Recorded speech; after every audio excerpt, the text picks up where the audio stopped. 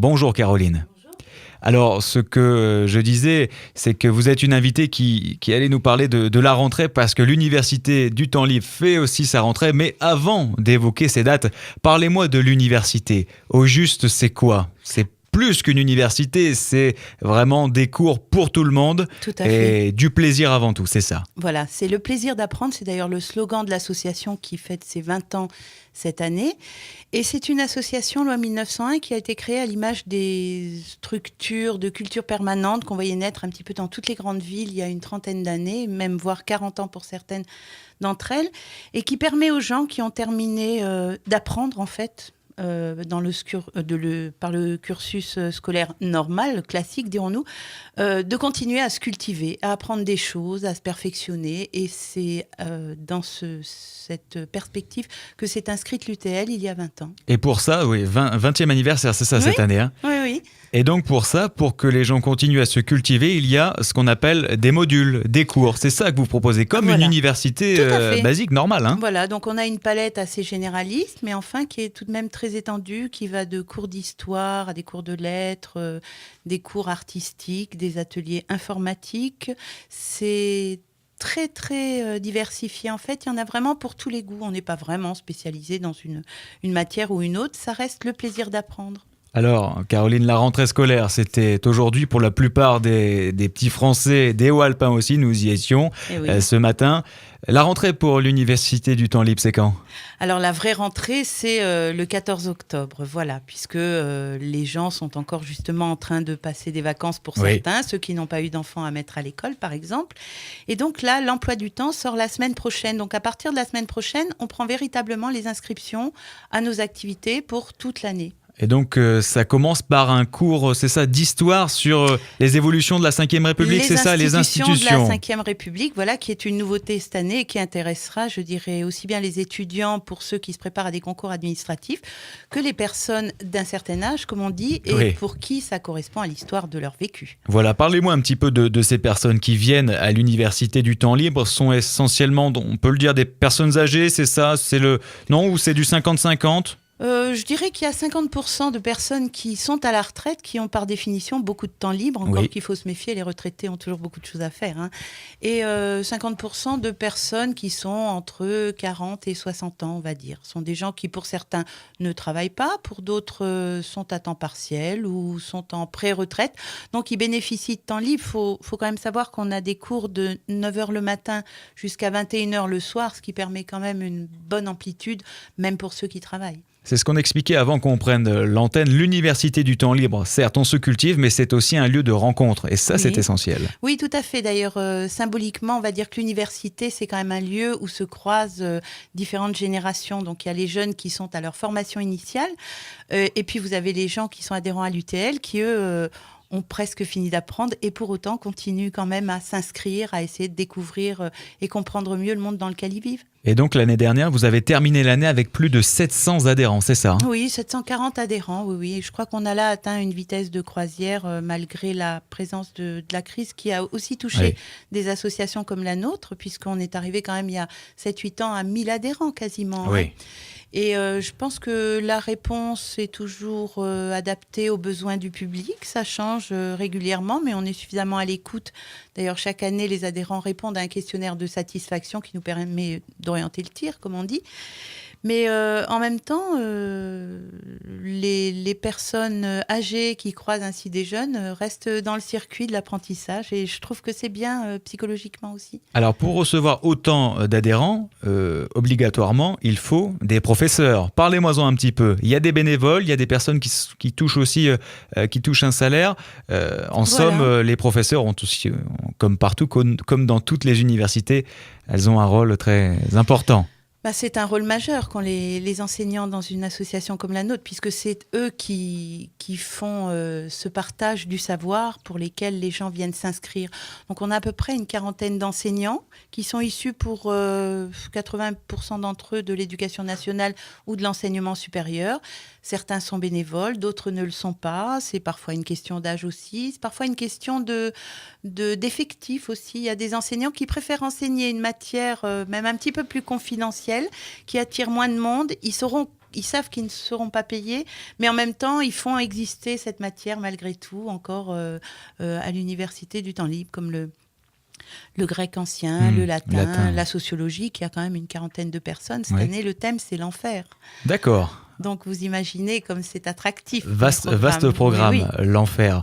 Caroline, on l'a évoqué en début d'interview, vous proposez des modules. C'est-à-dire que ça n'a rien à voir avec ce qu'on peut trouver dans un collège, dans un lycée ou dans une université. Enfin, moi, ce que je m'en souviens, c'est-à-dire qu'on peut avoir un cours d'histoire sur un mois et demi, c'est ça, ou un cours d'une matière sur un mois et demi. Ce sont des modules. Ça fonctionne comme ça, peut-être pour ne pas perdre les gens, c'est ça ? Non, vous avez raison. Il y a de ça aussi, c'est-à-dire vous avez des gens qui ne sont pas libres, disponibles pour suivre des cours avec régularité, d'octobre, notre rentrée, jusqu'à fin mai où se terminent la plupart des cours. Donc il y a aussi des gens qui ont une double résidence par rapport à Gap. Ils vont être là à partir de janvier-février ou ils vont être là pendant le premier semestre. Donc on a des cours qui démarrent en octobre jusqu'en mai, on a des cours qui démarrent en octobre jusqu'en décembre, on a d'autres cours qui démarrent en novembre jusqu'en février. Et des cours qui démarrent en mars ou en avril. Par exemple, le module plantes à manger, plantes à soigner, qui est bien suivi déjà depuis un an, c'est au mois de mai, quand dans nos montagnes, les fleurs sont là. Avant d'avoir des fleurs, on ne peut pas faire ce type d'études. Hein. Donc, on peut s'inscrire en fait toute l'année à l'UTL. C'est ce qu'il faut retenir. Il y a pas une obligation de tirer pour l'adhérent des plans sur la comète, puisqu'il peut très bien se dire après Noël, tiens, maintenant je vais penser un peu à moi. Oui. Sur le plan intellectuel, culturel, je vais m'inscrire à l'université du temps libre. Il va démarrer des matières au mois de janvier ou au mois de février. Bien sûr. Un mot sur l'inscription. Comme toute association, il faut payer. Droit d'entrée, parlez-moi-en un petit peu. Bien sûr. Alors, la cotisation cette année est fixée à 34 €. Et les gens s'inscrivent après aux cours qu'ils choisissent et ils paieront les cours en fonction de la durée des cours. Il est évident qu'un cours de 48 heures sera plus cher qu'un cours qui durera seulement 6 heures. Bien sûr. Parlons un petit peu des cours. De belles nouveautés cette année. Oui. Il y a... les institutions de la Ve République qui le stretching, étudiées. non aussi Alors le stretching, c'est pas nouveau. Ça déjà... fait 20 ans que Studio 31 collabore avec nous. 20 ans que vous faites du stretching. Oui, des cours de stretching qui sont remplis chaque année. C'est un cours sans souci, on va dire, une valeur sûre. Et nous avons un petit peu axé les nouveautés sur les matières scientifiques. Donc nous avons des petits modules de 6 heures sur l'astrophysique, sur le mouvement des océans, sur les archives glaciaires. Donc vous savez, les études sur la pollution qu'on peut faire à partir des carottes glaciaires, en fait. Hein. Nous avons Claude Boutron, qui est un spécialiste en la matière, qui vient de l'université de Grenoble et qui assure ce cours-là. Alors, quel cours fonctionne le mieux ? On peut penser au cours de langue, peut-être, là où il y a plus de personnes qui se remettent à niveau. Qu'est-ce qui cartonne vraiment à l'UTL ? Il y a un peu tout qui cartonne à l'UTL, en fait. Hein. Les langues, ça cartonne, mais c'est limité à 15, les cours, parce que vous ne pouvez pas faire un cours de langue si vous avez 60 personnes. La géopolitique, oui, ça cartonne aussi, mais vous avez aussi le latin qui cartonne, parce que bien que moins de gens aient envie de s'initier au latin, vous avez quand même une poignée, j'allais dire, de forcenés, mais c'est un peu ça, en tout cas, de passionnés qui veulent continuer à apprendre du latin, à apprendre du grec ancien, voilà, parce que c'est le passé de notre langue, finalement. Alors Caroline, l'UTL propose également des sorties au cours de l'année. Vous avez fait Marseille, vous avez fait Grenoble. Encore un beau programme et de beaux projets pour cette année. Oui, alors nous avons des sorties sur le Grand Briançonnet, une sortie qui est prévue de toute une journée le 25 septembre. On s'inscrit à l'UTL, les gens peuvent passer nous voir au bureau. Nous avons donc ces sorties, nous en organisons à peu près 2-3 par saison, hormis l'hiver.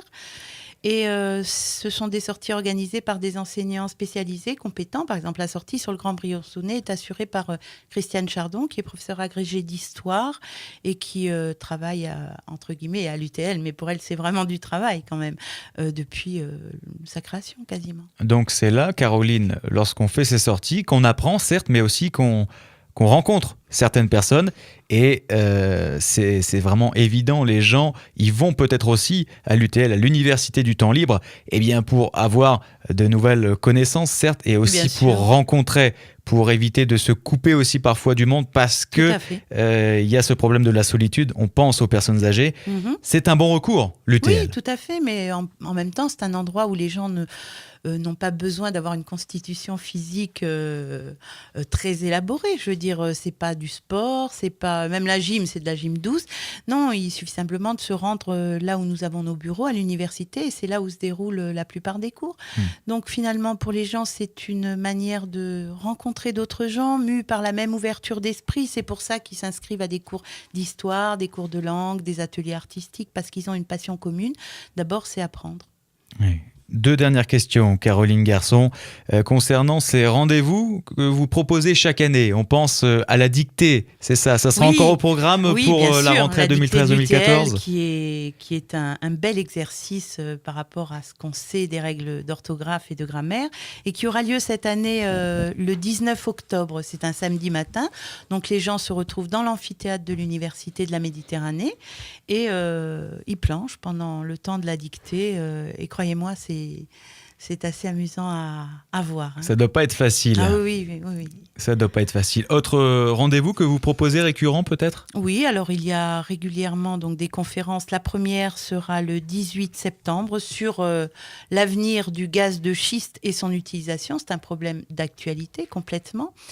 Il y a également la prochaine sortie et la première de l'année, donc on vient d'en parler, dans le Grand Briançonnais avec 2 guides conférenciers le 25 septembre. La dictée aura lieu le 19 octobre et l'emploi du temps sort la semaine prochaine. La rentrée de l'UTL, les premiers cours vont démarrer le 14 octobre. D'accord. Dernière question, Caroline, pour la bonne règle. Est-ce que l'Université du temps libre va appliquer la réforme des rythmes scolaires ? Non, mais ça fait longtemps qu'il n'y a aucun rythme à part celui des adhérents. Donc du lundi matin au vendredi soir, on donne des cours. Et c'est bien le principal. Merci en tout cas Caroline Garçon d'avoir été sur notre antenne ce midi sur l'antenne de DC Radio. Et puis rendez-vous, pas pour la dictée parce que je sens que personne de DC Radio nous le reproche assez lorsqu'on écrit des brefs sur le site internet. Personne n'ira faire la dictée. Non. C'est dommage. Personne de DC Radio. Par contre, les cours de grammaire, je pense qu'il y aura... Il y a encore de la place. Il y aura pas mal de personnes. Je vous réserve Moi le premier. inscription. Il n'y a pas de souci. Merci Caroline Garçon. Merci à vous. Vous voyez Ludo, on va peut-être aller prendre des cours de grammaire ensemble ou pense d'art que c'est plastique, une je ne sais pas. Très bonne idée Valentin. En tout cas, je vous retrouve tout à l'heure pour le journal, dans quelques minutes. On est tous d'ici. DC Radio.